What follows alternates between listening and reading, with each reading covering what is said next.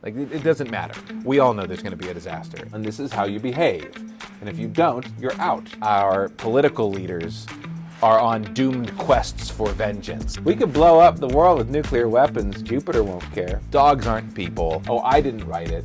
God wrote it. And once you find all the laws and principles, the game's over. You understand the whole universe. I acknowledge that what I thought was a strong foundation was a weak foundation. How do you say the wrath of God in American? The wrath of God?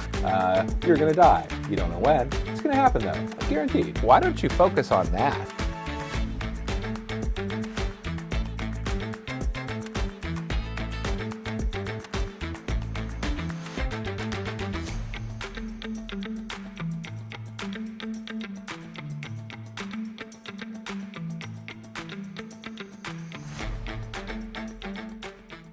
This is Post-Podcast, episode number 4. My name is Kim Golbev, and our guest is Dr. John Hay.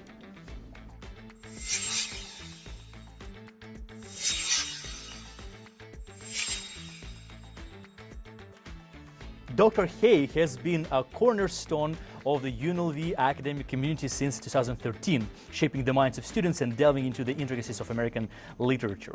Holding a PhD in English from the prestigious Columbia University, his journey in academia has been nothing short of remarkable.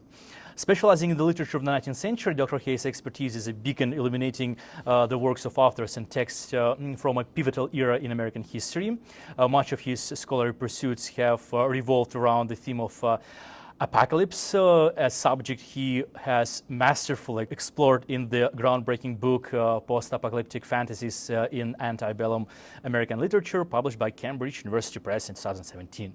Dr. Hay's influence extends to the realm of editorial accomplishments. He has lent his keen insights to the collection Apocalypse in American Literature and Culture, showcasing his commitment to unraveling the threads that weave American literary landscapes. Beyond his primary focus, Dr. Hay has illuminated the scholarly landscape with his writing on diverse figures, ranging from the naturalist Charles Darwin to transcendentalist Henry David Thoreau, and from the compelling narratives of Harriet Jacobs to the poetic melodies of Bob Dylan. Dr. Hay's intellectual footprint extends beyond the confines of academia. His essays have found homes in prestigious journals such as the New England Quarterly, Early American Literature, Philosophy and Literature. Moreover, his perspectives have reached wider audiences through platforms like the Los Angeles Review of Books, Public Books, and Desert Companion. Recognized for his exceptional contributions, Dr. Hay has been honored with grants from institutions like the National Endowment for the Humanities, the American Council of Learned Societies, and the Huntington Library. As if that wasn't enough, he is currently engrossed in penning a new chapter of literary exploration, working on a book that unravels the development of the American novel in the 19th century. That sounds about. It was very superlative. Never referred to myself as a cornerstone or a beacon, but it's very nice.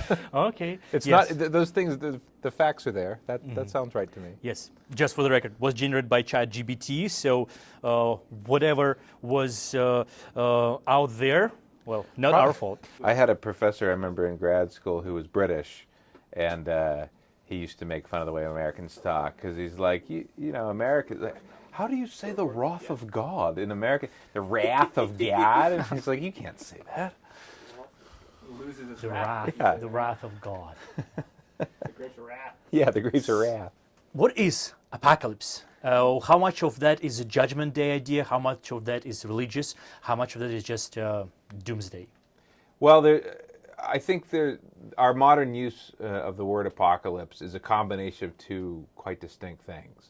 And the first one is sort of the older meaning of apocalypse, which literally just means revelation. It means unveiling. So something was hidden and now it's not hidden. And so in an older biblical sense, this is literally sort of the meaning of the universe, when God will unveil his meaning, his intention, his plans. That happens at the end of time. But because that unveiling, that revelation, is associated in the book of Revelation with sort of the destruction of the world, or at least the sort of preliminary destruction before the world is renewed, we have this modern sense that apocalypse is just annihilation. And so our modern sense of apocalypse, I think, carries both, that there is this sort of secular meaning, which is just catastrophe, just a laying waste But then there's still this religious notion that I think is still very much relevant, that in that annihilating gesture there may be some sort of meaning, some unveiling of the truth that we'll be forced to reckon with when it happens. If it is about revelation, would it be accurate to say that every time we reveal something about our society, human beings, it automatically becomes apocalyptic? Like, is Charles Darwin an apocalyptic writer in this sense? In that sense, I think yes. And if you go back and you're reading stuff from the 18th and 19th centuries, the adjective apocalyptic, which isn't terribly common, when you see it used, it often is in that sense, as being revelatory, someone who unveils a new truth. Like Darwin's a great example. So in that sense, yes, I do think that when we think about what happens in literary criticism and literary scholarship, that there is a through line from an older, at least in the West, from an older model of biblical hermeneutics, where the close reading practices of an English professor are in some ways obviously tied to biblical exegesis. And in that sense, the work that we do in an department like this is apocalyptic by nature. The tropes, the patterns of apocalyptic notion, they're not just in the Revelation in the Bible. Sure. There are a bunch of lines and specific revelations that are apocalyptic in both senses, happening like Book of Job, Book of Josiah, Book of Ezekiel, and even in the original Torah. Isn't the abundance of the revelative and apocalyptic notions found in most religious texts make the study of apocalypse mostly a study of what? Faith? Belief? Yeah, I mean, I think that, again, thinking of our modern sense of apocalypse, or certainly post-apocalypse, the idea that there could be a post-apocalypse, it owes something to this notion that we live in a secular age. And by that, I don't mean an age without religion, the idea that in a secular age, one's religious position is sort of viewed as a choice. And so this idea that in a secular age, there's an apocalyptic quality that's always sort of available there, and that the meaning of certain religious texts is always sort of, you can look at them as literary texts, and so you can kind of glean these meanings in different ways from them. Whereas in a different model, if you are completely within a certain religious worldview, there's no element of choice there. This is truth. So to debate it in some academic way doesn't make a whole lot of sense. But in the post-Enlightenment 18th century, with the death of God being one of the most important iconic moments of the century, the death of God becomes literally, the end of the world. And and the death of God is the sort of Nietzschean... not just Nietzschean, because what I think is that the philosophers of the Enlightenment wanted to say that God is dead, but they were too scared, too afraid. Even Voltaire would be, always jumping into that direction, but kind of preventing himself from being able to finally write that final epitaph in his writings. Yeah, I mean, I'm very sympathetic to the Enlightenment process of trying to describe the world according to, let's say, natural laws or material principles that don't require a kind of supernatural or spiritual process. I do think, however, though, that the phrase "the death of God" is really, really interesting. The death of God is not the same thing as the non-existence of God. Yes. It suggests that God once was alive and now is dead. At least in Nietzsche's case, it's very related to... Oh, it's a lament. Yeah, well, because exactly, it's a lament. It's related to this idea that it's coming out of, in this case, a sort of Western Christian tradition that's suggesting that the figure of Jesus is a living being who somehow is also God, and then literally dies. That's part of the faith. And so the notion that we would, as human beings, somehow kill our God and then have to reckon with that fact in a terrible way, I think that's a really interesting notion. Your current focus, the apocalyptic literature, wasn't initially your focus? That's true. Okay, can you tell us about that and how that affects your teaching? What do you do? What do you teach? So in PhD program I was in at Columbia University, I specialized in 19th century American literature. There's different ways of defining that, but I might say sort of loosely the long 19th century from the American Revolutionary War up until the First World War. That's sort of my wheelhouse. That's more or less what I was hired to teach. I replaced a guy named, a professor here named Joe McCullough, who had been a Mark Twain, Hamlin Garland specialist, so a 19th century Americanist himself.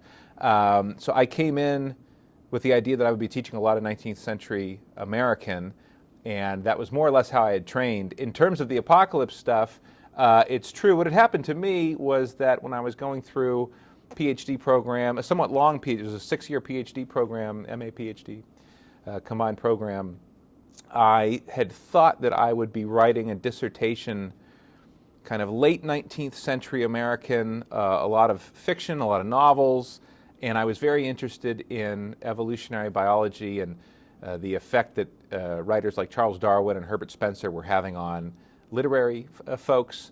And I kind of pitched this in a soft pitch to my advisors at the time, and they said, yeah, that's okay, but they're like, you're always talking to us about these apocalyptic things, these Mad Max movies that you like, and how they might somehow in weird ways dovetail with classic American literature, and they're like, why don't you focus on that?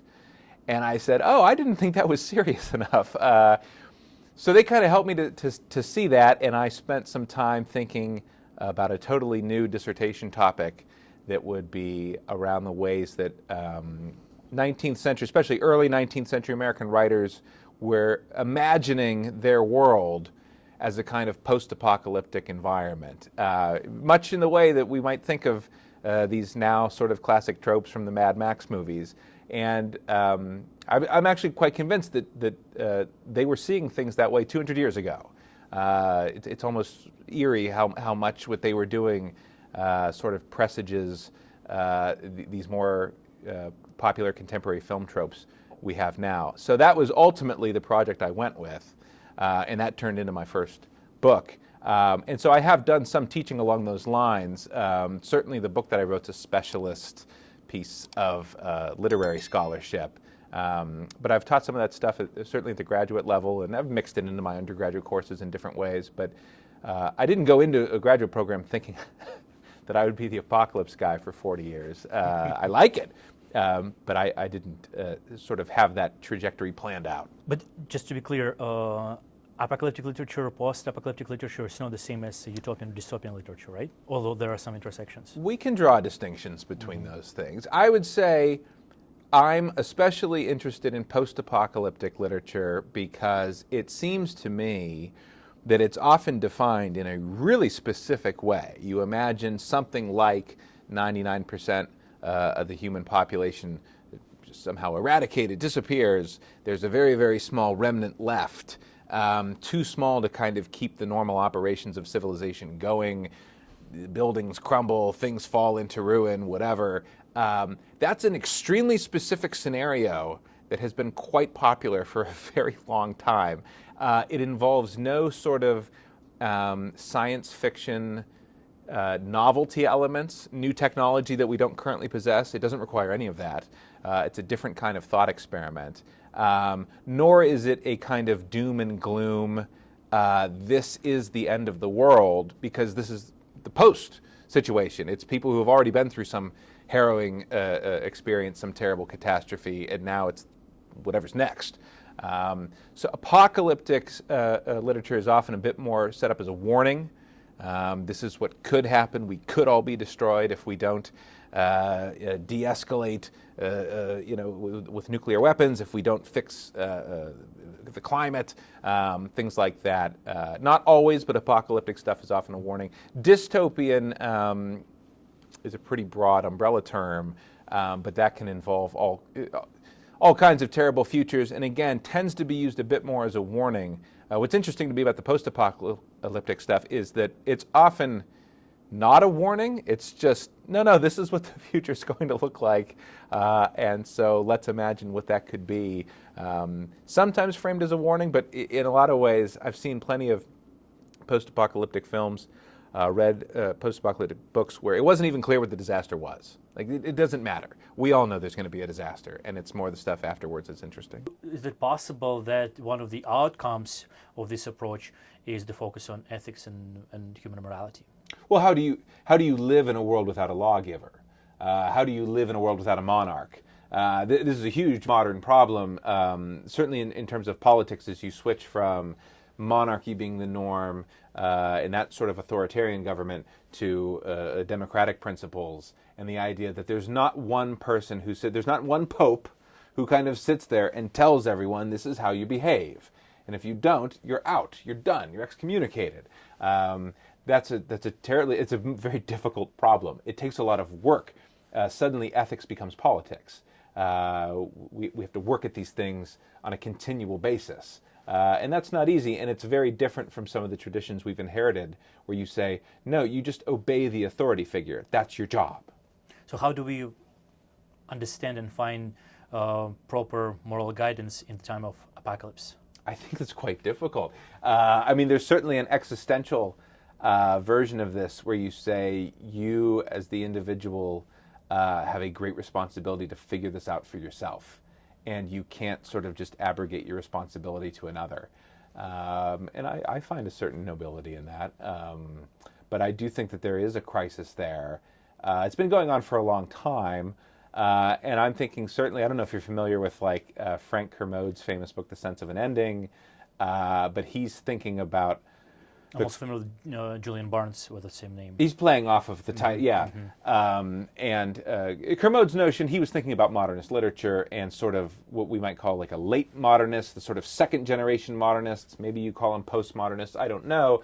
But thinking about this idea that they're living with this sort of strange quasi-secular apocalypse. Kermode's kind of big move was to say, for this generation, it seems as if the apocalypse is no longer imminent, I-M-M-I, but rather it is immanent, I-M-M-A, that it's here already. It's not coming later, it's here with us. And so we are not necessarily awaiting some apocalyptic catastrophe. We are inside of it.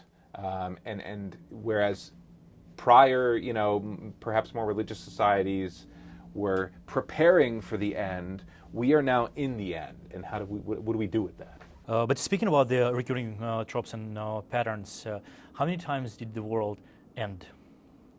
How many times did the world end? Yes, I mean in this sense, in these perspectives. As in, like, how many different imaginations have there been of the sort of, thousands. I mean, it's only multiplied over time. I think the work that I was doing in my first book, it wasn't like this was happening every week in magazines across the country. So I had to dig a little deeper than that to find some of this stuff. So it wasn't a dominant sort of myth in American literary history in the 1820s, 1830s. It was there.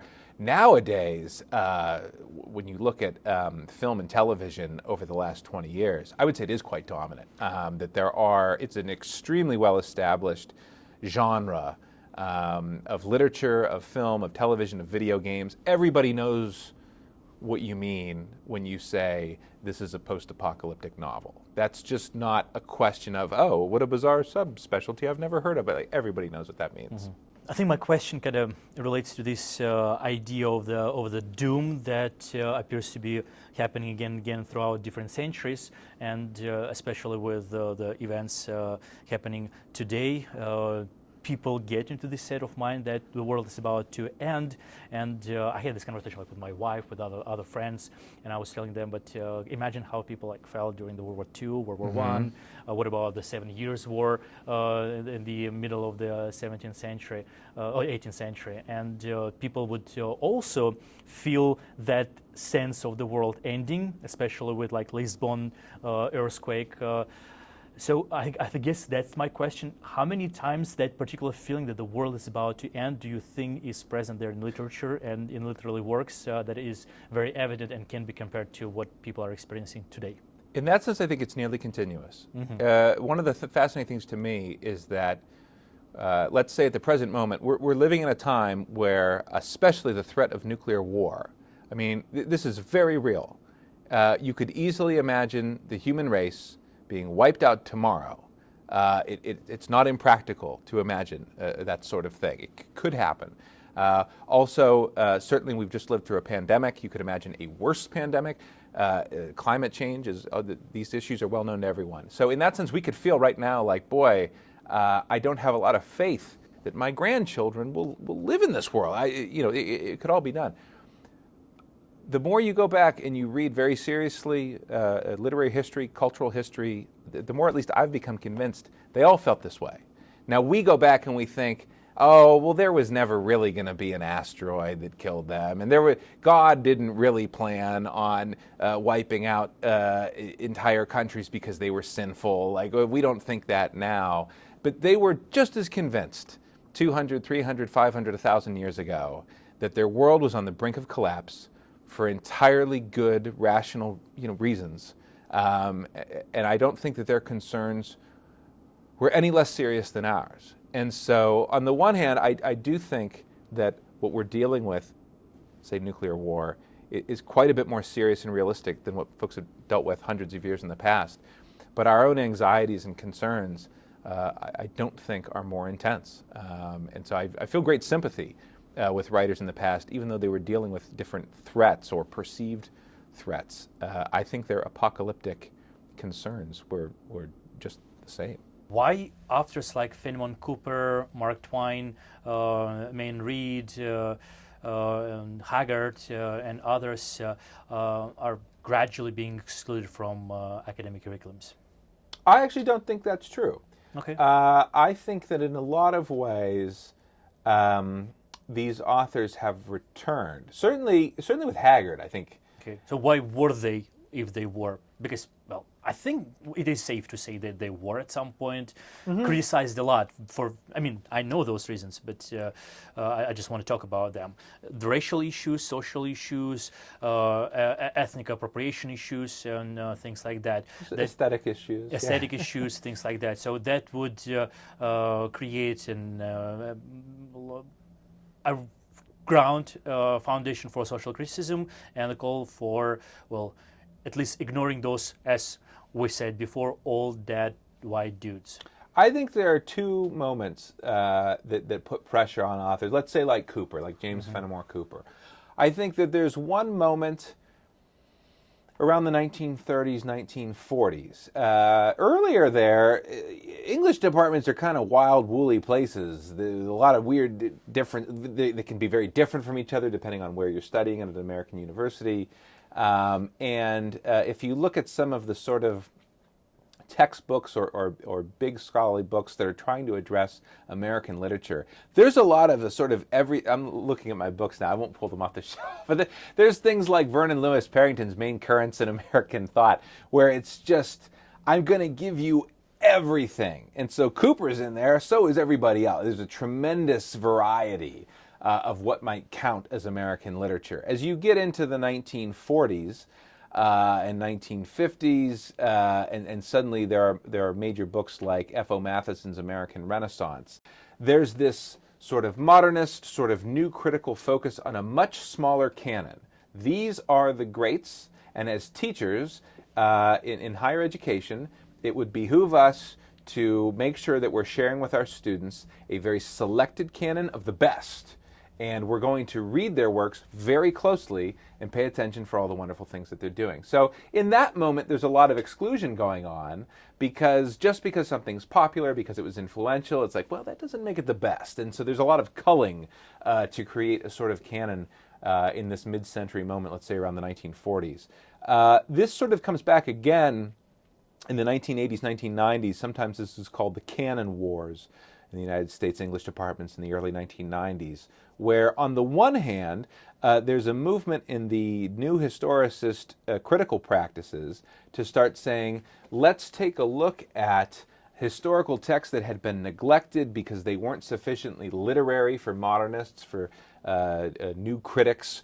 And so you might take something like Frederick Douglass, whose slave narrative is tremendous. It's been now taught in schools for many decades. There was a sense that that had been overlooked by a lot of English professors as being not literary. It wasn't fiction, it wasn't poetry, it was a memoir, it was written by an African-American author who was born into slavery.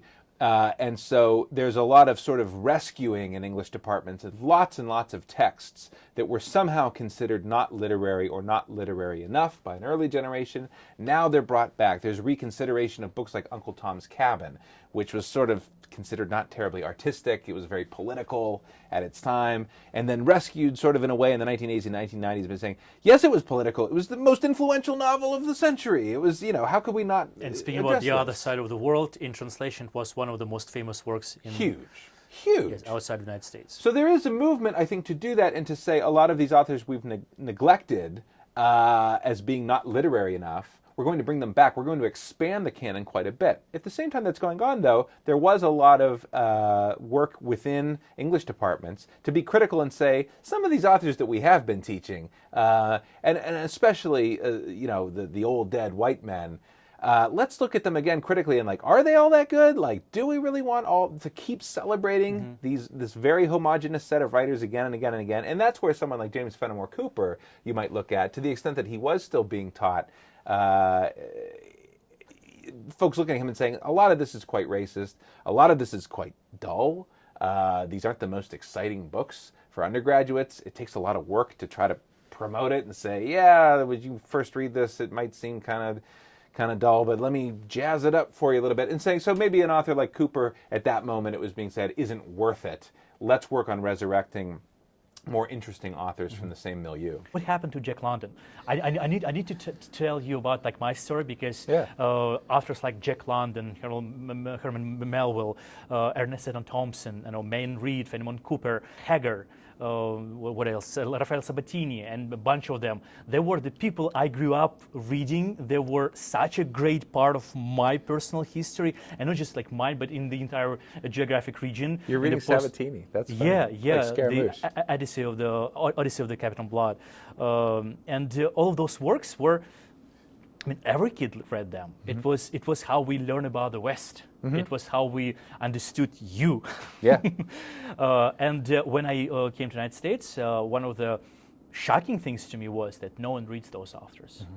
So what happened to them? Why people don't read them? And why you are bringing them back? Are you bringing them back? How does it work?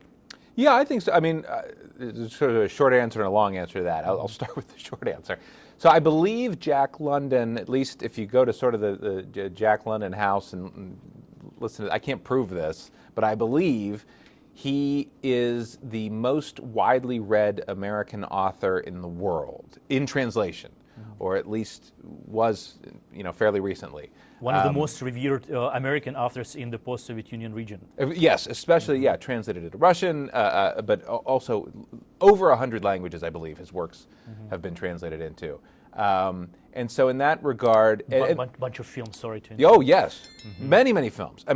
Short stories that are barely read today have been turned into celebrated films in different cultures, different parts of the world. So London's huge in that regard. London wasn't taken terribly seriously by academics and intellectuals. And so following his death, he died fairly young. He was 40 years old when he died in 1916. This is the moment of literary modernism. And I think there are good reasons to read London as a modernist in various respects, a literary modernist.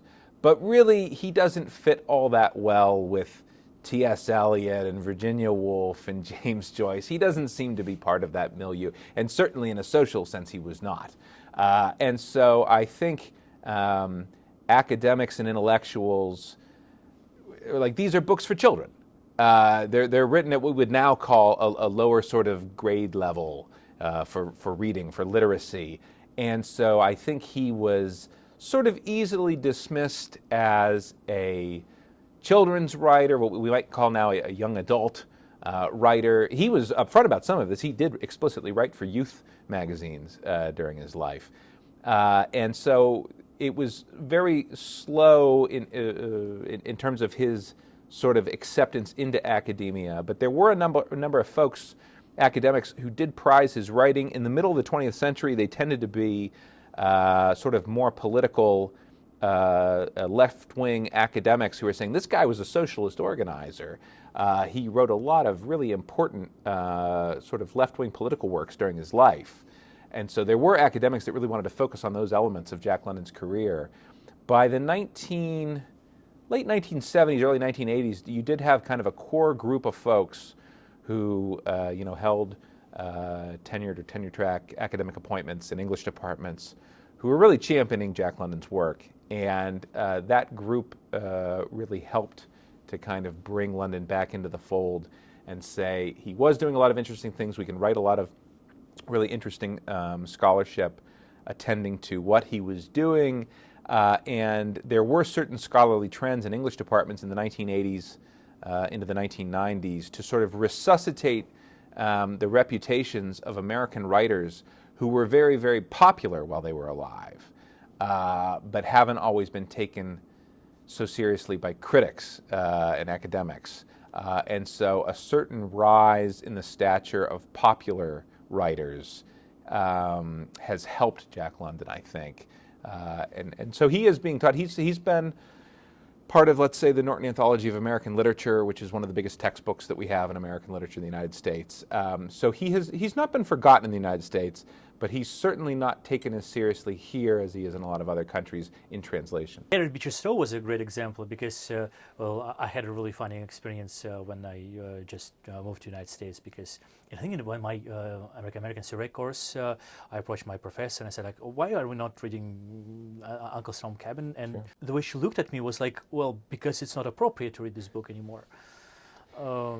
It had a moment. And it was a big surprise to me because I grew up learning that this book was the best explanation of how good Americans are. I mean, part of the story of Uncle Tom's Cabin is that it's the best-selling novel of the century, the 19th century. It arguably contributes to the U.S. Civil War. There's the joke about Abraham Lincoln meeting Harriet Beecher Stowe and saying, "So you're the little lady who started this big war." Not long, though, even though it sells, I don't know, something like 500,000 copies in English, and then perhaps the same number in translation. Even though it's selling all of these copies, it was very quickly, within a matter of just a couple of years, turned into a stage play. Not unusual for popular novels of the 19th century. The stage play very quickly devolved into this popular vaudeville routine. Highly racist, kind of part of the minstrel show tradition of the South in the 19th century. And by the 20th century, you'd have to double check me on this, but I believe, at least in the United States in English, Uncle Tom's Cabin actually goes out of print. And so folks are not reading this much in the early 20th century, but folks were seeing the stage show still as this iconic minstrel show that would have rolled through your town. Quite racist, and so Walt Disney's drawing on it. You can watch the Disney version of the Uncle Tom's stage show. There's a Warner Brothers version of this and stuff. So there was a way that by the middle years of the 20th century, say the 1940s, as American literature is really being esteemed in an academic sense, that Uncle Tom's Cabin is a trash vaudeville show. It's not serious at all. And that was obvious to a lot of people, especially a critic like, let's say, James Baldwin, who wrote one of the most scathing pieces against Uncle Tom's Cabin, I believe in the 1950s, that was quite influential in saying, this is racist trash. This is a book designed to make white ladies feel good about themselves and not help folks at all. And this is the perpetuation of a lot of harmful stereotypes, and this is not at all the book that we need at the moment. And so that was very much sort of that time. Later, you get into the 1980s and 1990s, there is this academic reconsideration of the sort of political and cultural work that a piece of fiction can do, and it's sort of undeniable that Uncle Tom's Cabin was remarkably powerful as a book. So if you care about the power of literature, you can't ignore something like that, even if it has lots of flaws. There is something about Jack London and his the time when he was writing. I mean, you mentioned that too, like working on the books that appear to be well met by children or young adults, but at the same time he writes something like Martin Eden that my mom was wary of me reading Martin, especially because of the ending. I still did it, and I thought that the ending was pretty badass, but there were other kind of controversial things about Jack London at the time when he was writing, and some of those things we wouldn't consider them to be as controversial today as they were before. For example, this modernist, I'm really happy you called him a modernist because he would do a very modern thing. He would borrow from others. Oh, yes.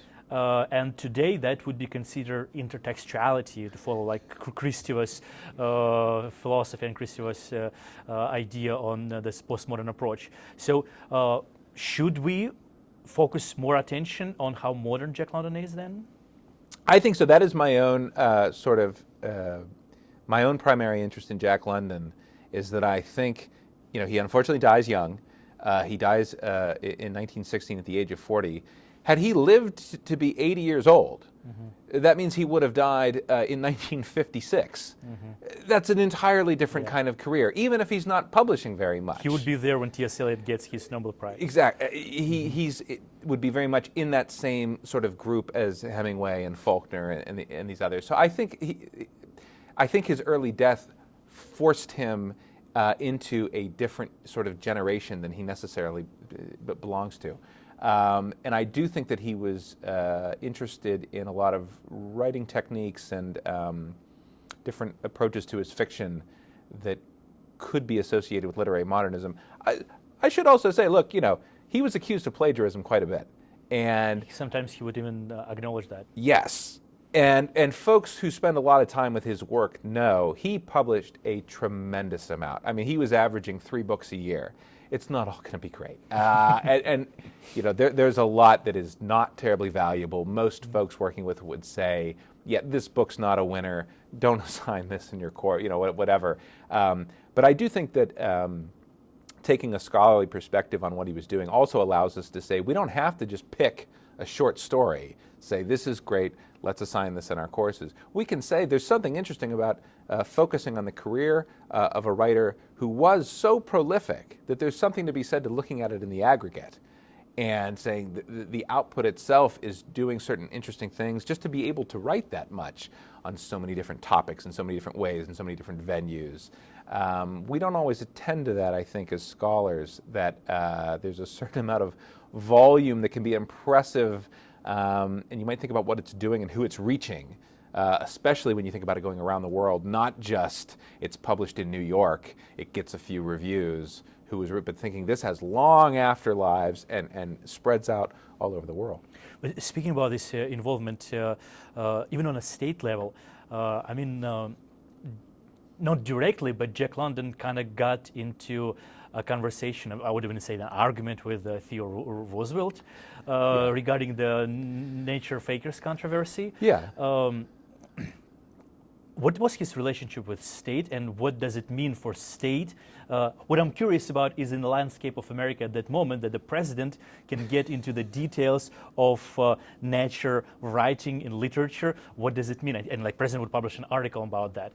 For those who don't know what nature fakers controversy is, would you be able to tell us more about that? Yeah, Teddy Roosevelt was, he was promoting this ideal of the strenuous life. He was promoting the national parks, and there were. I mean, this goes beyond just the president, but there were a lot of conversations suddenly in the early years of the 20th century about the value of something like wilderness, and a certain theory about what wilderness is and what are we preserving, and the difference between preservation and conservation and all these sorts of things. And London, I think, was somewhat unfairly singled out because he had written this book, The Call of the Wild, as a very young man. This was one of his first books, quite short, and it did very well. It wasn't quite as big a bestseller as some titles, but it did quite well, established him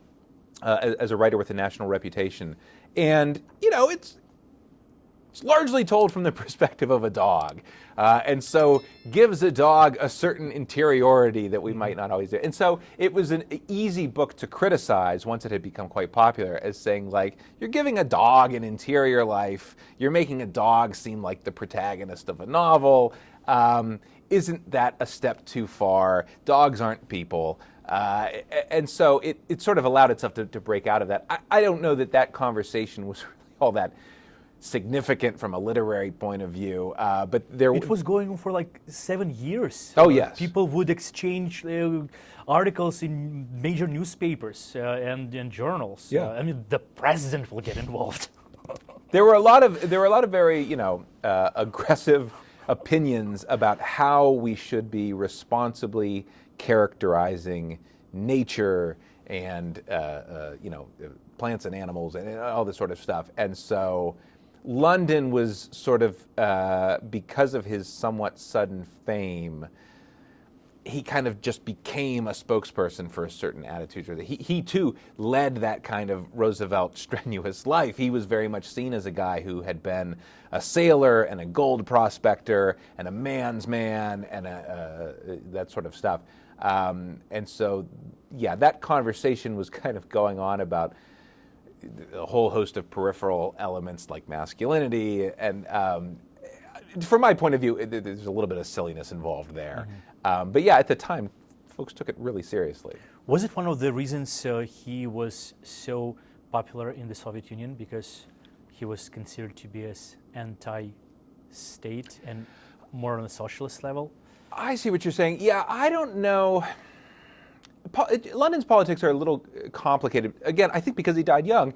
As a teenager, he was known as the Boy Socialist. He's grown up in Oakland, California, and he would make soapbox speeches. And at the time, turn of the century, the Socialist Party of the United States had a lot more support than it's really ever had since, or at least not in the last That's 80 years, let's say. Yeah. And so he had generated a lot of attention as a guy who was a blue-collar, working-class guy. In terms of successful United States writers, let's say before World War II, he's the lowest economic status of any truly successful. I mean, he's blue-collar in a way that other American writers who tried to be never really could claim. He was coming from a very sort of, let's say, lower-class background with some caveats. And so he was really standing up for the working class folks that he'd grown up alongside and worked with. And so, yeah, he was promoting a certain kind of socialist politics. As he became a wealthier, more famous guy, he remained committed to socialist working class politics, but he started getting in fights about who are the real socialists and who's doing what. And he kind of famously split with the Socialist Party shortly before his death. He does seem to have sort of been in favor of a certain amount of U.S. intervention in the First World War. So it's a little bit more complicated. What are his relationships, as you're saying, to the state, to the U.S. federal government? Certainly he was not a big fan of federal politics as a younger man. But there's some question about, again, had he lived several more decades, would he have supported Franklin Roosevelt's policies during the Depression? I have no idea. Subjunctive mode. Yeah. What is the cultural significance of Ernest Seton Thompson in the United States? Say this again? Ernest Seton Thompson. Do you know who that is? I don't think I'm familiar. I've probably heard of. Oh no, I'm actually happy that you're not familiar. Okay. Because I bet if you name me some titles, I know hope what you're that you talking about. will not be familiar. I assume this is like a racist. No. Actually, no. It's quite the opposite. So Ernest Seton Thompson is the founder of American Boy Scouts. Okay. And he is mostly famous for being one of the receivers of Theodore Roosevelt's Nature Fakers controversy. Okay, yeah. As he is an author of a series of books about animals. Yes. Where he anthropomorphizes animals and does exactly what Jack London does. Yeah. We discussed that before. And his works were specifically attacked by people like, what's his name? Burroughs? Yeah, Burroughs. Yeah. And he was one who decided not to retaliate, but people would defend him on his behalf. Right. And then he would eventually would go out of being published. Right. For reasons among which were that state involvement in his depiction of nature. But Thompson was the one who deserved to be criticized. London kind of got roped into that. Yes, Yeah, yes. yeah. Oh, London even said something interesting. He said, like all of the people who were supposed to be defending themselves, like Ernest Seton Thompson, just they climbed the tree and let the cataclysm go by. Yeah. Which is a very apocalyptic kind of comment on what was happening in the American landscape at this moment. So, and here's my question: why do you think you don't know about Ernest Seton Thompson? Why he's not a part of American culture anymore, although he appears to be one of the most significant cultural influences of the late 19th century and the beginning of the 20th century? I don't know if he was that influential. Yeah, it was certainly starting the Boy Scouts. Yeah. Okay, at least outside of the United States, he was represented as one of the most influential. Is that right? Okay. Yes, I grew up reading Ernest Seton Thompson No kidding. as one of the pinnacles of American literature. I think there's multiple reasons for this. One is just this notion that within an academic setting, at any given moment in time, you've got lots of writers who are quite popular. In fact, I was just reading, you don't have to film this, I guess, but this was in the UNLV newspaper, and I thought this was interesting because it said, Rebecca Yarros, who's written the novel Fourth Wing and Iron Frame, that these are two of the most popular books in the entire world right now. They're selling like millions of copies or something. I've never heard of this person, right? Mm-hmm. And so I'm like, oh, that's interesting. The most popular novelist in America, I don't know. Or like, there are some of these folks, I think Colleen Hoover is a romance writer who's sold more copies than any living person now or something. Just a couple of month ago, I picked up some of Ernest Seton Thompson copies from our free books shelf. Yeah, yeah. I think I put them up there.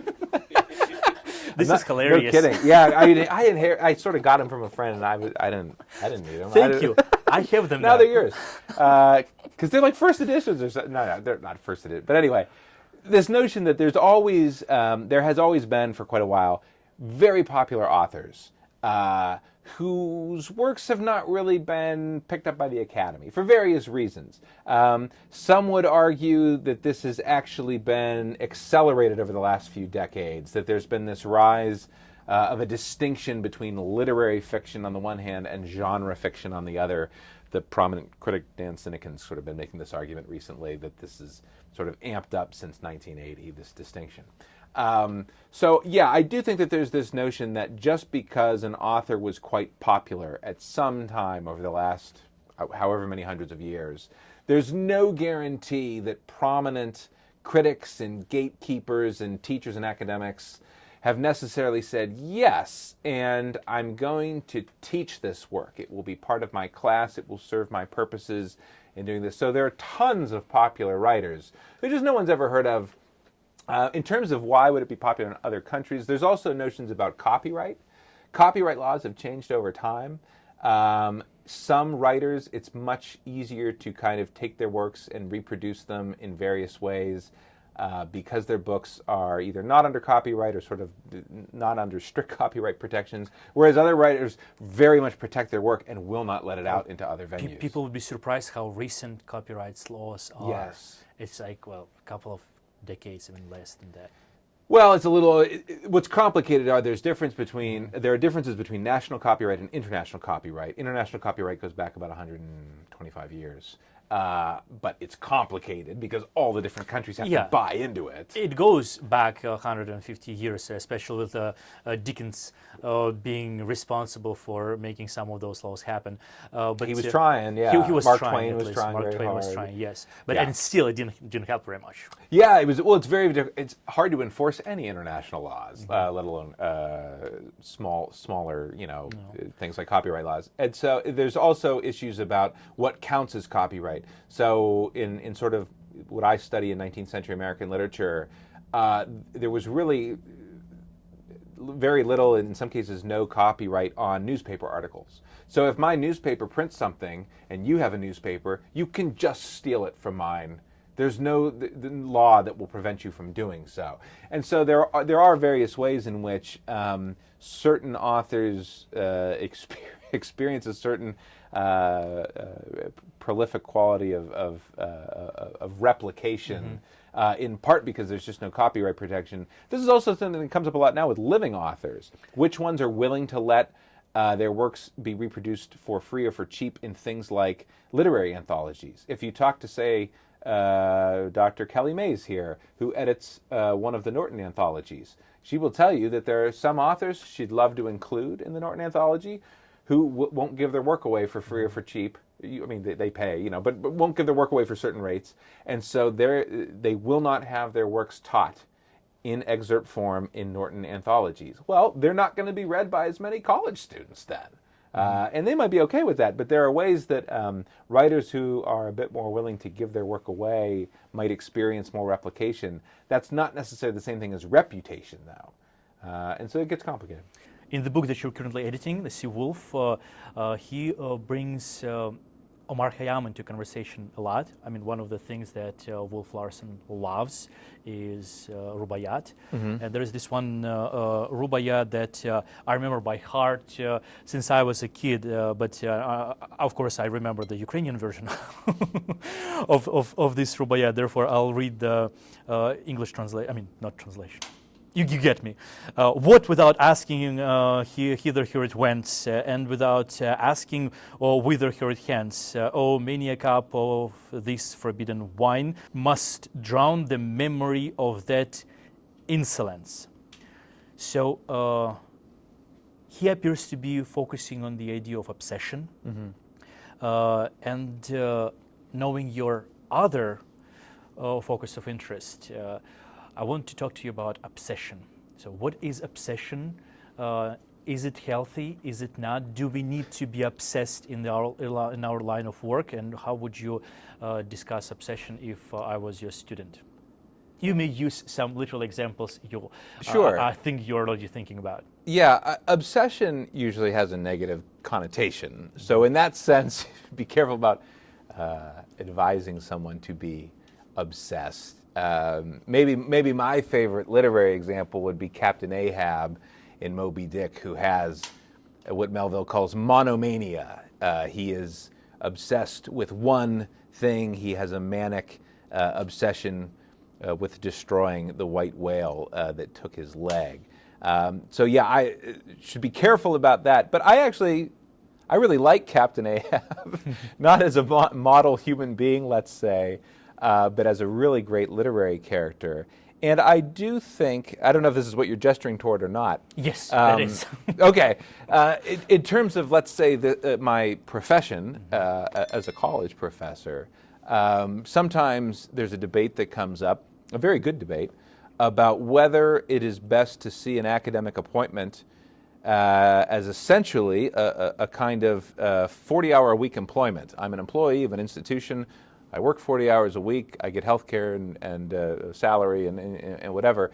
And, I should put in my time and leave it at that.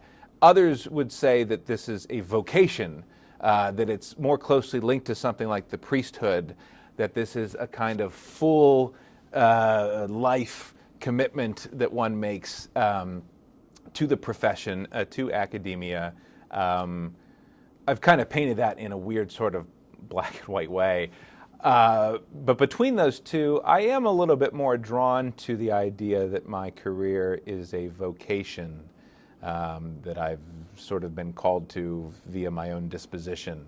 And so I do think that I would say I enjoy having a job, a career in which my own obsessions are sort of validated, and I have this ability to just chase what I think is being most interesting when it comes to something like elements in literary history. And I do value that. So I do like the idea that within academia there are certain forms of obsession that are kind of prized and sometimes normalized. How does this obsession finds its way into narrative structures? Especially because, you are more on the theory and academic side of writing, but it is still part of your job to read fiction and nonfiction and offer criticism. I would say that, and again, I'm not sure, if I'm definitely answering your question, so feel free to spin this off if this doesn't go where you want it to. I very much like, myself, fiction that does have a bit of an obsessive quality in it, which you can often see in terms of something like what we would call digression. You could write a very sort of short, neat, succinct either short story or short novel, where all the parts are really interlocking and working towards some sort of really nice, formulaic, beautiful kind of, everything slots into its way and creates the right effect. A lot of times, the writers we've sort of associated with bizarre, manic genius have had these crazy digressions where they get hooked on something and they can't break out of it. And Moby Dick is very much like this. The story itself you can put in a comic book, and many have. There are many good comic book versions of Moby Dick. The novel has these insane digressions about the nature of whaling, about metaphysics, about all of these other stuff, and that's why it's a good novel, not because it tells a cool story about a guy making his first whaling voyage under a captain who wants to hunt a particular whale.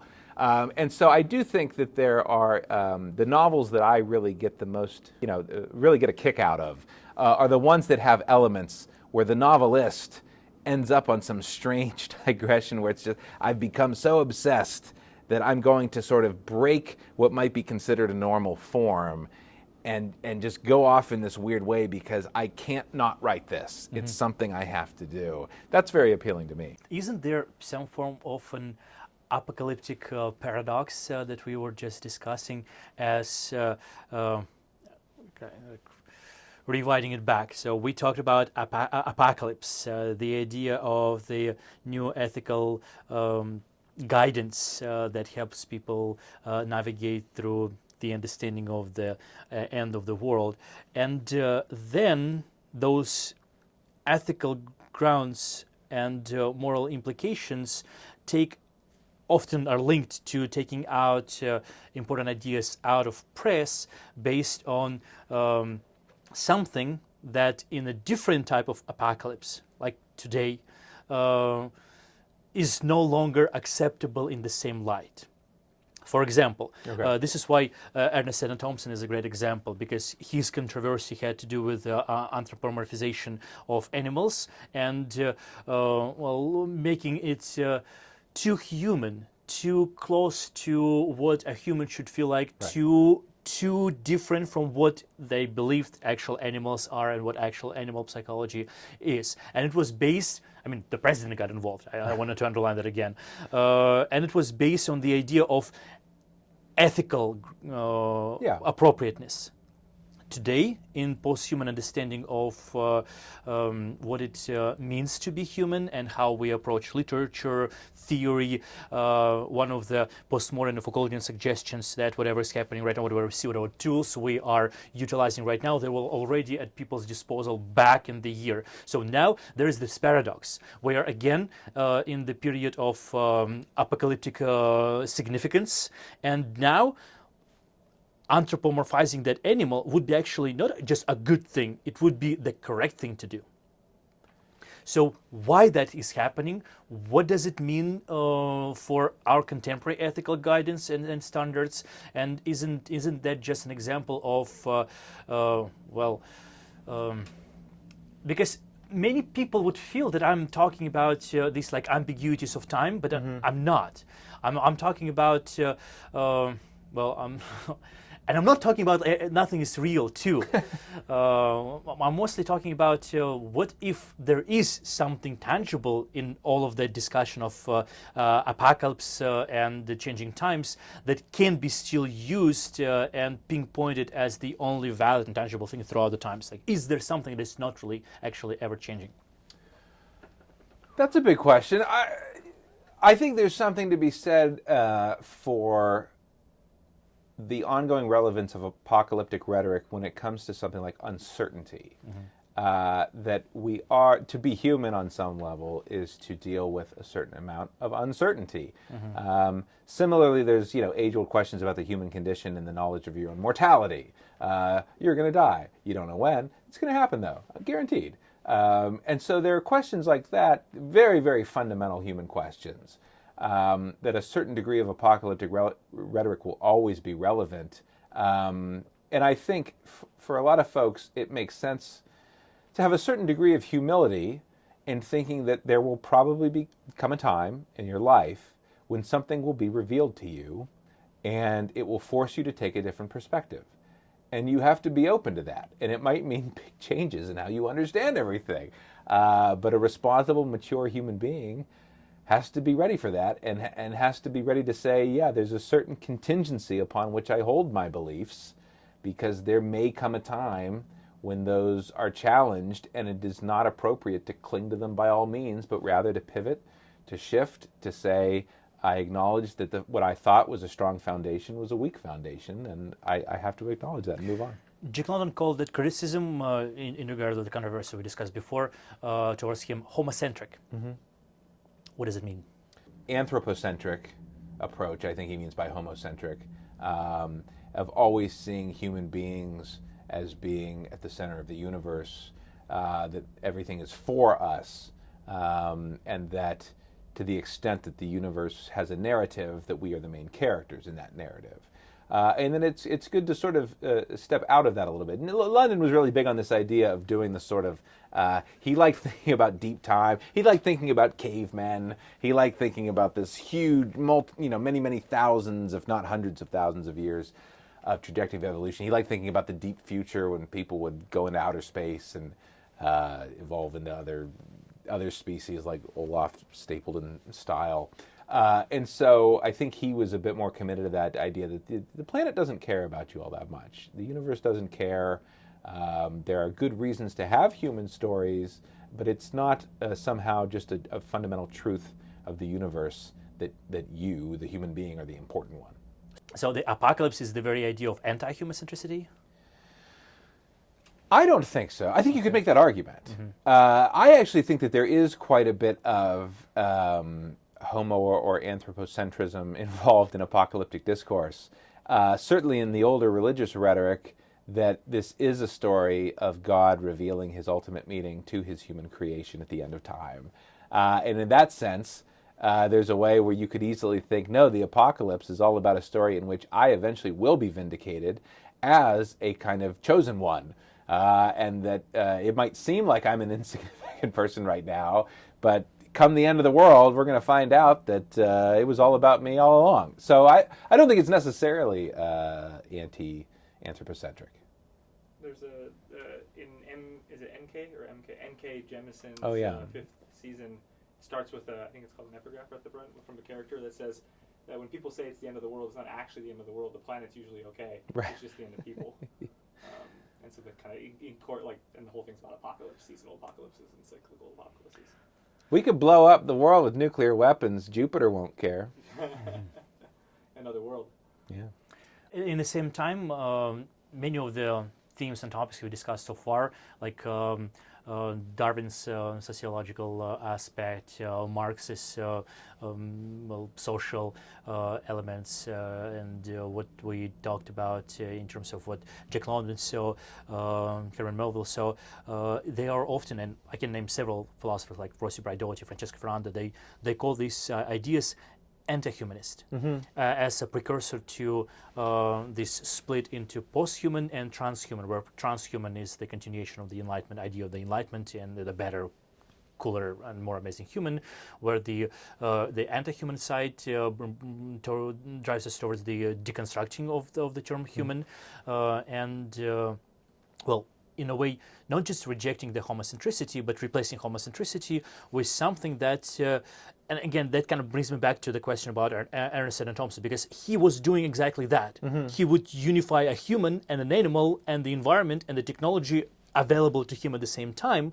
So in a way, he would be extremely post-human in the light we see and understand it today. And maybe some of contemporary critics would actually praise Ernest Seton Thompson and say that what he's doing is so advanced and so ahead of his time that maybe we should focus on his work more today. While those were exactly the same reasons he in a way got cancelled. Yeah. So essentially, I'm asking, what's up with that? I kind of doubt it. I sort of doubt his fiction's going to come back for that reason. Well, I can bring him. Yeah, you could try. I understand what you're saying, that there's a kind of post-human studies, animal studies, where it's like you could shine new light on that. Personally, I really like humanism. I like secular humanism, and I'm not an anti-humanist, and I'm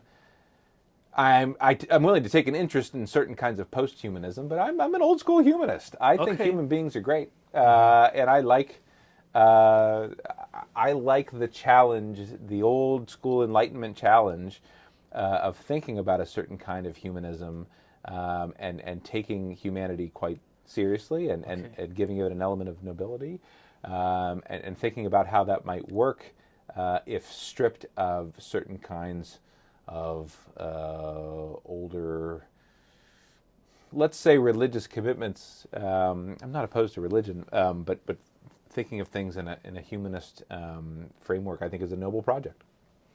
Are you more on the side of like British empiricism or continental rationalism? I don't think there is all that opposed, to be honest.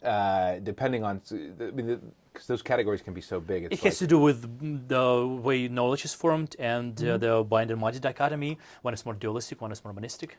Yeah, I'm.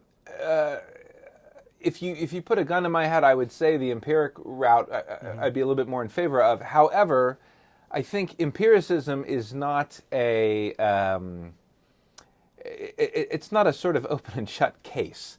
I was just reading a very a gifted critic who was talking about, in the same vein, logical positivism at the outset of the 20th century, and saying it's like an Easter egg hunt. You have this faith that the entire universe can be explained with a small set of natural laws and principles, and now you just have to find them like an Easter egg hunt. And once you find all the laws and principles, the game's over. You understand the whole universe. That's a nice analogy. I don't think that that's how empiricism works. So I would be in favor of a bit more of a radical empiricism. And I don't think it's perfect, too. Yeah, exactly. I'm still quite committed to Enlightenment principles, tempered with a lot of important intellectual work that's come out of the last 200 years in a post-Enlightenment era. When Ahab addresses the whale, he uses different narrative style. Yes. The entirely different technique. Yes. Are you familiar with the works of Dorit Kohn and the transparent monologues? Oh, narratological, narratological structures, yes. Yeah. She identifies three main narratological structures, right? The narrated monologue, which sometimes we refer as free indirect discourse, but she being more specific and specifically distinguishes between them, saying that it's not the same thing. Then there is. She's arguably a big theorist of free and direct discourse via that, yeah.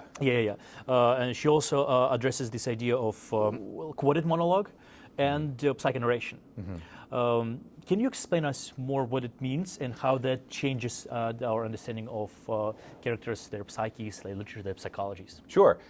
In the context of Moby Dick, it might be something like, Moby Dick very famously begins with first-person narration with the character Ishmael. Yes. Call me Ishmael. I'm going to tell you the story about my first whaling voyage.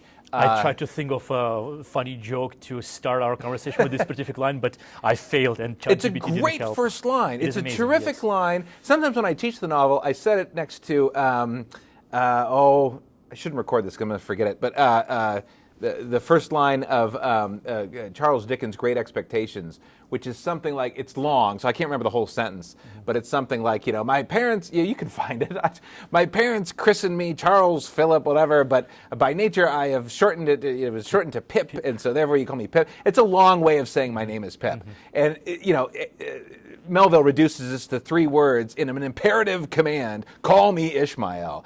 An entirely different way of using the first sentence of a novel to say, here's the name of the first person narrator. So anyway, I have the line. great. Yeah, What is it? My father's family name being Pirip, and my Christian name Philip, my infant tongue could make of both names nothing longer or more explicit than Pip. Is that right? Charles Dickens is a fine writer. I like Call Me Ishmael. That's a great, they're both written within 5 years of each other, I think. 10 years. So anyway, Moby Dick starts as a first-person narrative, pretty standard, normal thing. When Captain Ahab makes his appearance, not only does he sort of change the plot of the story, he changes the entire narrative structure. suddenly the book briefly turns into a play. There are stage directions. There's this bizarre dialogue. Multicultural elements kept Yes, at the same time. all of these isolados from these different islands across the world start getting drunk and singing sea shanties. It kind of goes off the rails, and as things settle down, suddenly we get a perspective on Ahab where Ishmael is nowhere present. So this first-person narrator, he can't even know the things that are suddenly being narrated. Now we have an omniscient third-person narration that seems to have come in. And this will go back and forth throughout the novel. So there's a weird way where Melville, in this maybe obsessive, strange, digressive way, keeps breaking the structure of his own narration. You could fault him for this. You could say this is just a mistake. This is a botched, weird novel. But arguably, people who like the novel, as I do, would say there's an element of genius here, that this is a story so powerful, this is writing so strong, that it can't be neatly contained in the sort of box called, the novel. It spills out over in these different ways.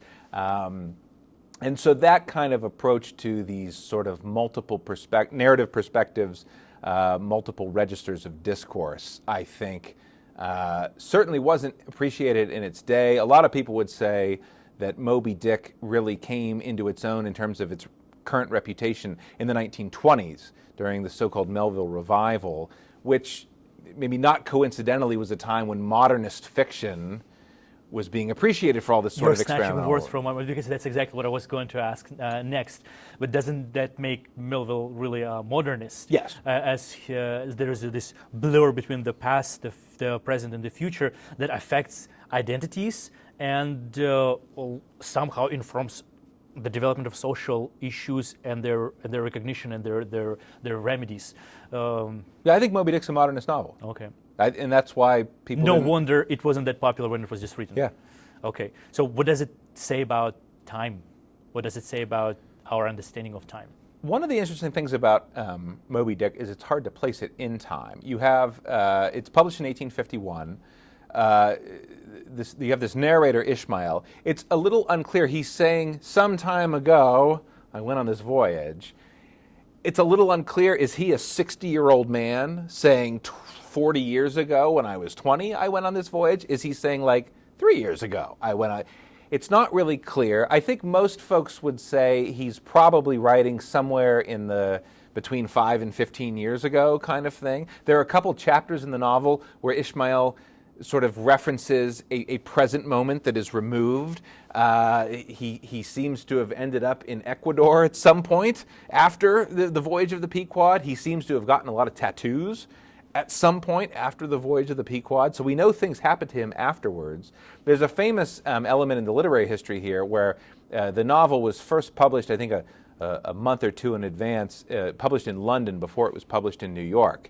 And the very first edition of Moby Dick, published in London, titled The Whale, was missing the one-page epilogue where Ishmael says, one guy survived the shipwreck, it was me. And so in the very, very first edition anybody could have read in London, the novel ends with the destruction of the Pequod and everyone dying, presumably Ishmael too. And so people were like, who's narrating this thing? How has he lived? He's dead. Like, everybody dies at the end. How can you have a narrator who's saying, like, let me tell you about this? Is he narrating this from heaven or hell or something? Which I actually think works better. I don't even care about the epilogue. I'm just as happy to lost footage film. I'm just as happy to read it that way. I think that's just as cool. I'm very interested in the afterlives of texts and the way the reputations change over time. And certainly there are conversations that happen in the academy, in United States English departments about which authors are more valuable than others. I think, though, that there are just a lot of other forces that are a bit more significant. For example, some authors, because of their literary style, are more or less easy to translate in other languages. Jack London tended to write fairly simple sentences. He's very translation friendly. He's easier to translate than Proust, right? There's a way, and so I think there's. He's easier to translate than Emerson or. Yes. So when you're dealing with that, if I'm working within a U.S. English department, I'm not going to prize a certain simple style, that's not necessarily valuable to me. I might not dislike it, but it's not valuable. Whereas if I'm a translator, that's quite valuable. And so that's a reason that some folks, there are ways in which, again, that's more on the level of form. If you're going on the level of content, there's a certain sort of exoticism that comes out of adventure stories, that comes out, the frontier, that can be very, very appealing to a foreign audience, and say, look at this wild, Yukon environment of these Jack London stories. Whereas within a U.S. context, you might say the exoticism of the setting is actually not so appealing. It's fine, but it doesn't have the same appeal it might to a foreign audience. And then there's also the other forms of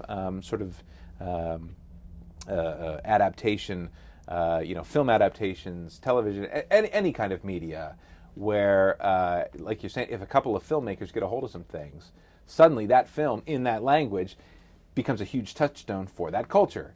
And so which American writers have sort of had their works adapted in those ways? For me, simply as a teacher working in an English department, I might not care so much how many times a book's been adapted into film.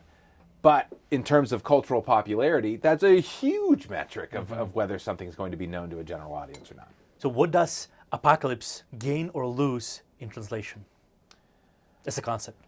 I think that apocalypse gains quite a bit in translation in the sense that it's very recognizable. Like similar to London's. Yes. You talk to folks who are not in a American, coming from an American cultural perspective, coming from an English language perspective. Everybody knows what the apocalypse is on some level. There's some shared understanding there.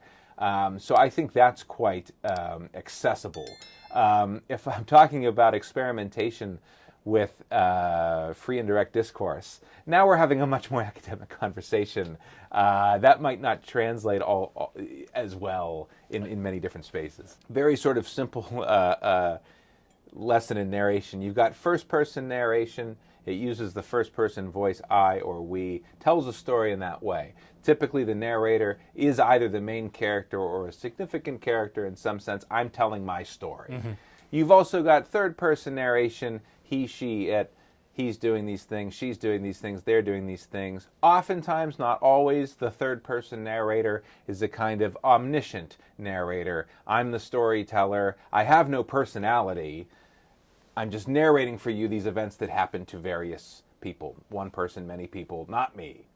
I think for most readers today, readers of fiction, that seems like a really normal distinction between the first-person narrated tale, I'm telling my story, the third-person, usually somewhat omniscient tale, here's something about other people. In the 19th century, you would expect to see this distinction, as you do in the 20th. My sort of entry point into this new book project is that, especially when I'm looking at a lot of American novels in the middle of the century, they never really completely evacuate the first-person voice. It's always there. And I mean always. Like, show me a novel written before the year 1890 by an American that doesn't use the first person in narration, I or we, at any point. I challenge you to do so. I'm still looking for one. It might be out there. I haven't really found it yet. And so there's this weirdness to me that there are lots and lots of novels in the United States in the 19th century that are primarily written from in a third-person narrative voice, but always, at one or two moments, sneak in a first-person voice somewhere. It feels like a mistake. This happens so frequently. There are so many books that contain just 2 or 3 moments in a 400-page book of first-person narrative voice that it does seem like a mistake. I'm not sure how else to describe it, but that seems quite significant to me, that there's this sort of like how many writers were using an almost third-person voice but couldn't figure out how to do it in a completely sustained way yet. So that's what I'm primarily interested in, and I'm trying to think of different ways to theorize how that shift works and how you finally, at the end of the century, do get a completely normal third-person style for narration that just really does become the norm in the 20th century. It's not surprising at all in the 20th century to find a book narrated from a kind of third-person omniscient or quasi-omniscient perspective just the whole way through. Completely normal. Interesting. It almost feels like several things can exist at the same time in the same place. Yeah. Okay. And we talked about Moby Dick already a little bit in this. Starts as a first-person narrated novel and then kind of goes off the tracks. And for major parts of it, it would seem to be third-person omniscient narration, and then it kind of jumps back into Ishmael's perspective and then leaves it again somehow. Yeah. Going from Shakespearean magnitudes to, well, very animalistic chantings in a way. Well, and Shakespeare's actually a big part of this, I think, in that it's in the early 19th century that you have a really big movement, not to see Shakespeare on the stage, but rather to read Shakespeare on the page. People are reading Shakespeare's plays silently to themselves like novels. And if you're reading a play, there's no narration. There might be a few stage directions, but it's just dialogue. And so to read a play silently or to yourself is to read something that doesn't really have first-person narration, typically. And so I think that the more Shakespeare was kind of accepted as an author that you read rather than a playwright whose works you view and experience in performance, I think that Shakespeare and others, that's something that contributes to this norm of thinking about fiction as not having a first-person narrative. How everything we just discussed ties into your interest in apocalypse. What is apocalyptic about this obsession? What is apocalyptic about, well, this narrative structure? And what is about it is that it is modern.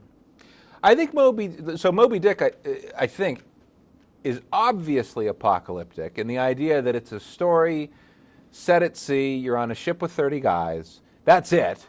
There's barely any, once after the first few chapters, once they actually get out to sea, you're not really touching land anymore. And they all die. So they're all destroyed. So in that way, there's a certain apocalyptic element of like literally everyone dies at the end. There have been some very compelling sort of academic readings of Moby Dick.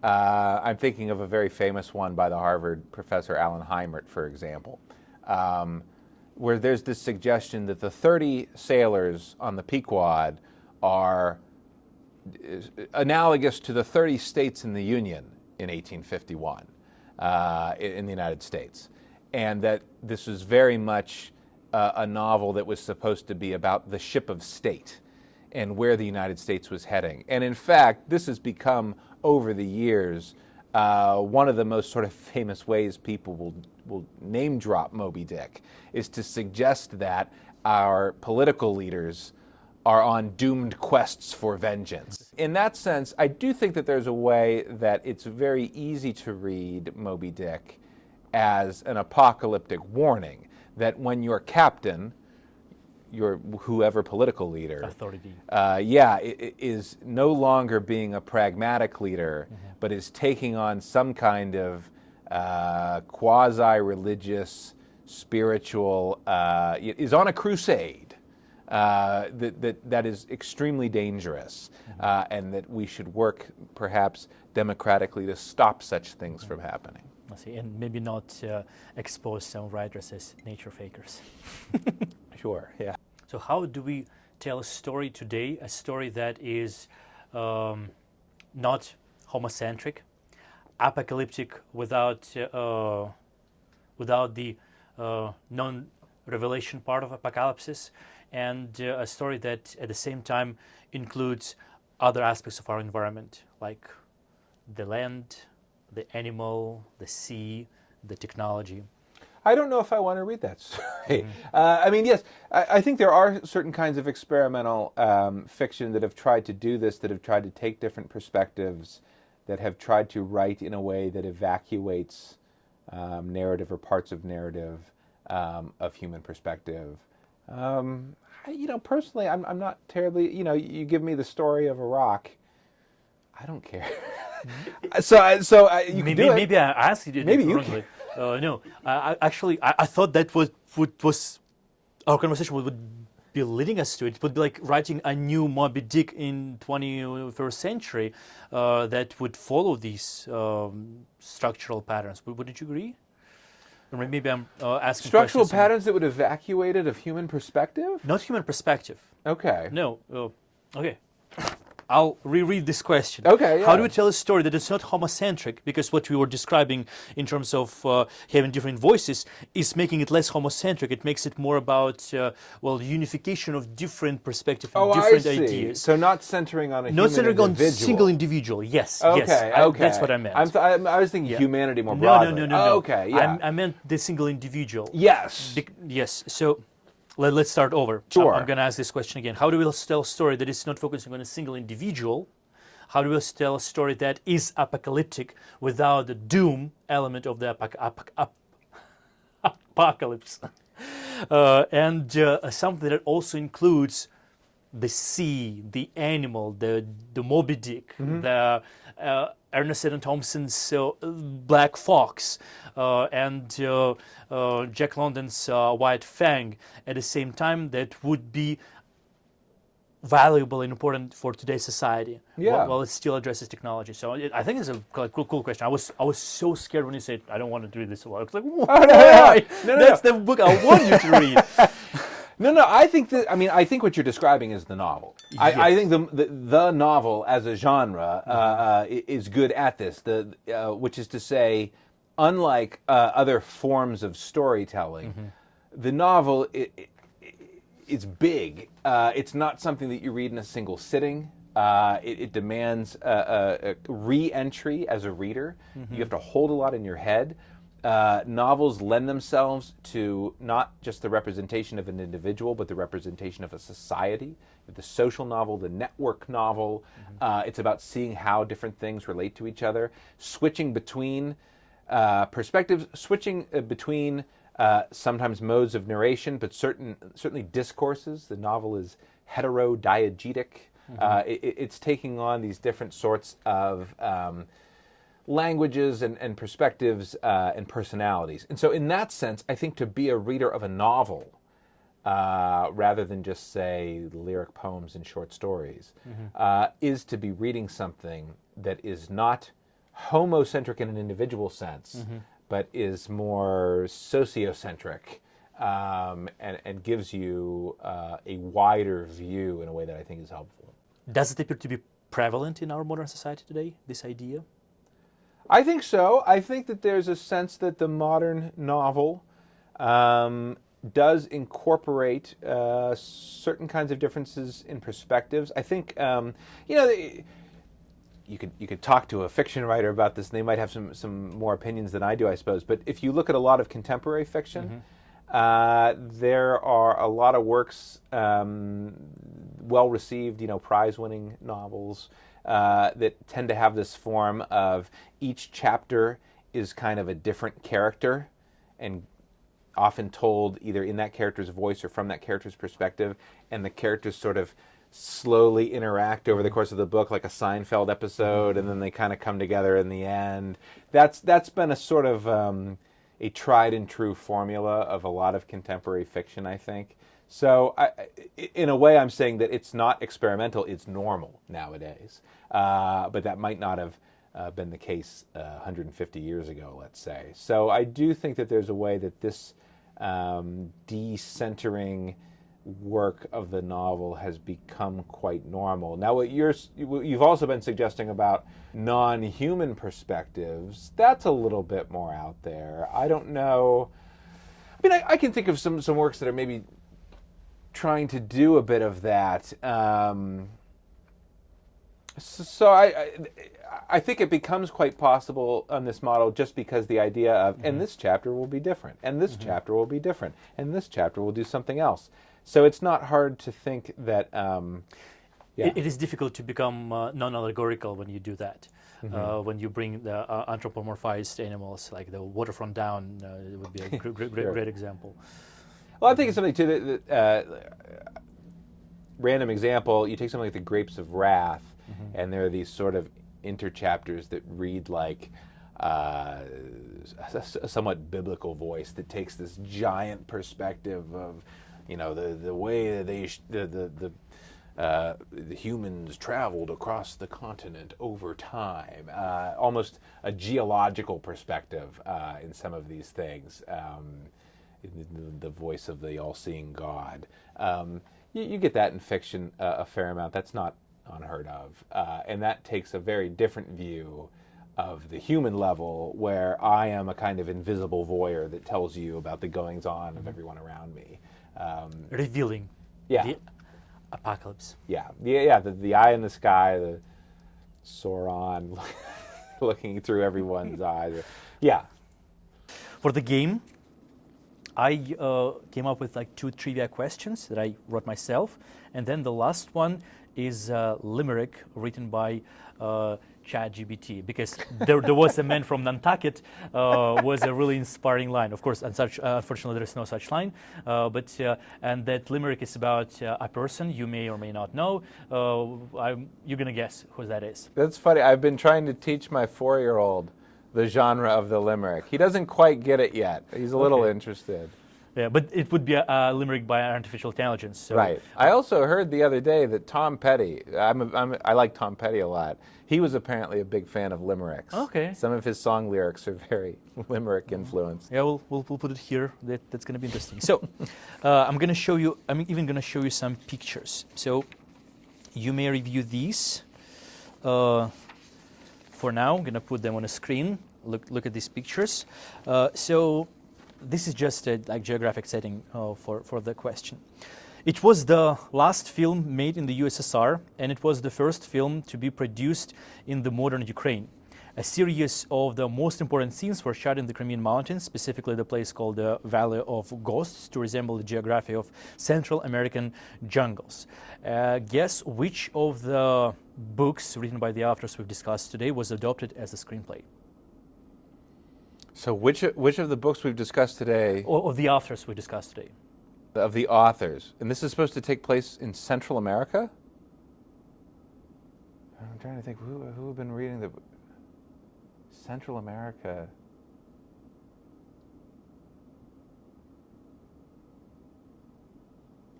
I'm a little... Okay, I can give you a hint. Okay. Okay, so it has to do with adventure.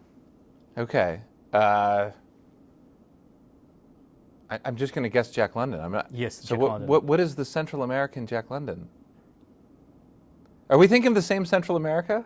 Maybe even lower than Central America, but the jungles, the adventure in the jungles, the hearts of 3.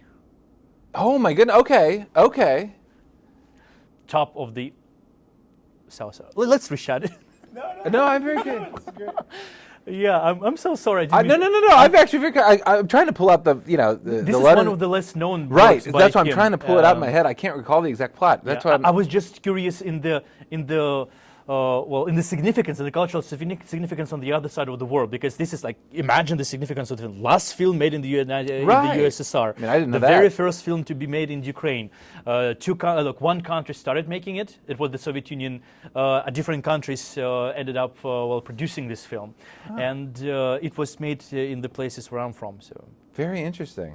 Yeah, no, you've stumped me. I did not know that. Okay. So yeah, you got me on that one. Oh, thank you. Is it all right if we'll include that? I don't care. Yeah. Okay. Thank you. The Hearts of 3. The Hearts of 3. Mm-hmm. I got to double check now and see. Is that true that the story was set in a Central American country? Maybe it was. It has to do a lot with the Native American population, with the treasure hunt and stuff like that, river movement. So yeah, it goes like closer to Amazonia, but if my memory doesn't fail me, it starts in the United States and then moves to the Central America and to the South America. Yeah, I believe you. Look at this face, this actor. His name is Gojko Mitic, and my Ukrainian and Slavic and post-Soviet audience already recognizes his name. But this Serbian actor is not well known in the West, yet he became famous specifically because of his typecasting as the most Western character according to the late 20th century German and Soviet film industry. At some point of his life, he even met with people whose culture he represented and claimed that they liked and appreciated his work. Which American writer, book we mentioned today served as the basis for the screenplay that launched one of the most recognizable film icons in Germany and USSR? I'm going to guess Moby Dick? No. I don't recognize the actor. I think I'm being unfair to you because we only named this author. We didn't name the book yet. Let me think. Was it Cooper? Yes. Okay. What did he play in a Cooper movie? Well, he played several different characters based on several different Cooper books. Okay. But the most famous one is a Deer Slayer. Okay. In a German production. Mm-hmm. Interesting. I don't think I've seen a German version of the Deer Slayer. So. Yeah. Most of the German productions, and he was very famous for portraying Native Americans. Okay. He was the face of Native American people in the Soviet Union and in the Federative Republic of Germany. Interesting. All right. Like Italians in American John Wayne movies. Yeah, I mean, honestly, that was sort of... Today it would be called the appropriation of culture, right. But he was, I think in encyclopedic entry of culture appropriation, his face should play. The platonic ideal. Yes. Okay, but with a limerick, you should shine. The limerick is written by ChatGPT. Okay. I only wrote the last line because I didn't like the last line that they're usually quite dirty. A scholar of stories untold with themes from the past, he's enthralled. From Darwin to Dylan, he spends never stealing, as his knowledge of doom is extolled. I like that. Okay. I'll take that one. Who's that? It's me. It is you. It's John Hay. Harriet Beecher Stowe, who writes Uncle Tom's Cabin, near the end of her life, there's this apocryphal story. It's unclear whether this is true or not. She was probably having some dementia at the end of her life, so I don't know how much stock you want to put on this. But near the end of her life, someone supposedly asked her about writing Uncle Tom's Cabin, this iconic novel, and she said something, I'm sort of paraphrasing, but she said, "Oh, I didn't write it, God wrote it." This idea that God was speaking through her and her pen was just doing. You can actually find quite a few other American writers saying similar things. 19th and 20th century, I got into a trance and it just came to me. It wasn't me. I do think that there's something quite interesting about this notion, in Stowe's case certainly, but in others as well, that good fiction, influential fiction, popular fiction, that there's often this tendency to say, it's not me, this isn't my memoir, but there's some larger sense of the voices were in my head, especially if you don't think, for example, that Scripture, whatever one, the Bible, is the inerrant word of God. You say, well, some human being wrote it. And so it's fiction, like Uncle Tom's Cabin. And so this notion that a lot of narrative prose is apocalyptic in the sense that the person writing it believes, either wholeheartedly or half-heartedly, that these words came from elsewhere and that they're doing a kind of dictating work and that they want their readers to believe that as well. Then there is this kind of fundamental apocalyptic quality to a lot of fiction writing. And that as readers, I think we buy into that. We suspend our disbelief a little bit in order to do that. So that's my anecdote. Harriet Beecher Stowe said that God wrote the book, not her. Oh, that's fascinating. What also fascinates me and puzzles me is that, again, in this post-Soviet Union region, during the Soviet Union time, there was a lot of censorship. Sure. And many Western books translated into like Russian, Ukrainian, and would be publicized around those regions, they would undergo, great scrutiny before they would be seen. And sometimes they would be trying to pass this litmus test of how well it criticizes capitalism. Yeah, sure. And this is why books like Harriet Beecher Stowe's Uncle Tom's Cabin would be this brilliant illustration of how American slavery is worse than our United Serfdom yes, yeah. so something like that. Or then London would be there. Theodore Dreiser would be a great hit because of his realistic depiction of the late 19th century. But at the same time, all of these authors would be very apocalyptic in the sense of revealing something about human nature that was based on very capitalistic Puritan belief on the sense of guilt before God, the sense of doom, and the necessity to reveal something about intrinsic about human beings in order to change the society. So the paradox of the motivation that would drive both sides to accept the same work of literature and then reject the same work of literature would be so drastically different, so oppositional, and still originating from the same point of origin. Arguably, Fascinates me. One of the things Jack London's critics in the United States would sometimes point out that they didn't like was not his socialism, but rather his crass commercialism. The guy made $1 million, more or less. Exactly. It's not like he just gave it to the poor. He built a giant house and had a big ranch. I think he was the first American writer who made $1 million by writing books. I think that's right.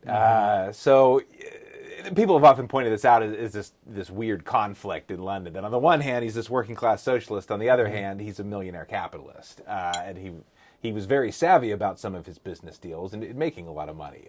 He sold grape juice. He did all these things. There is an element there where I think if you're trying to do certain kinds of political readings of literature, you're doomed on some level because of this problem. You want to hold someone up and say, this person represents my political point of view. But when you read their poetry, when you read their fiction, it's always spilling over into these other channels. It's always more ambiguous than the slogan you'd like to promote. And even on a less personal level, but in terms of what is being covered in their work, it reflects that very idea as well pretty nicely, I think. Yeah.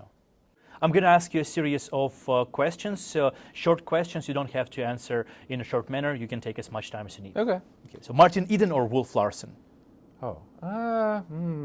Wolf Larsen. Keep only one. Moby Dick, Call of the Wild, Walden, or The Postman? Moby Dick. Remove one. Edda, the Book of Revelation, or the Judgment Day Surah of Quran? You said the first choice was Adam? Edda, the poetic Edda, the Snorri Edda. Oh, the Snorri Edda, okay. Yeah, I'm not huge on the Eddas. You can remove the Edda. Okay, removing Eddas. Describe modernism in only 3 words. Ooh. Modernism in 3 words. Experimental, psychological,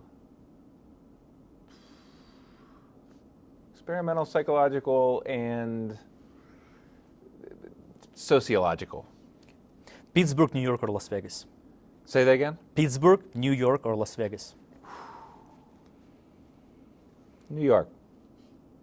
Best dystopian writer of all times? All times. This is like spur of the moment. I should probably give this more thought, but since it's a blitz, I'll say Philip K. Dick. Philip K. Dick, okay. And I like Dick. It is a blitz, but in terms of asking the questions, in terms of answering, you can, again, take as much time as you need. And if you want to extrapolate, add more explanations, that is totally fine. If you gave me a lot more time, I'm not sure I'd give you a better answer. Okay, no, Philip K. Dick, I take that. It is a good answer, I agree. In his work on writing creative fiction, Samuel Delany explains the following concept. Surprise is where neither the audience nor the character knows that something surprising is coming. In mystery, the character knows that the situation is, and the audience knows the character knows, but the audience doesn't know what will be happening. With suspense, the audience knows what is likely to happen, but the character does not know. So in the end of the Is the end of the world a surprise, a mystery, or a suspense? And who is the character, audience, and the author in this context? That's a good question. I think the end of the world is going to be suspenseful for the folks who are convinced that it is imminent. But I think that the end of the world is only really powerful in the way it tends to be in our culture because it's necessarily surprising. That was good. Thank you. Which one of the following authors deserves to be brought back? Haggard, Sabatini, Kipling, Cooper, Verne, or Reid?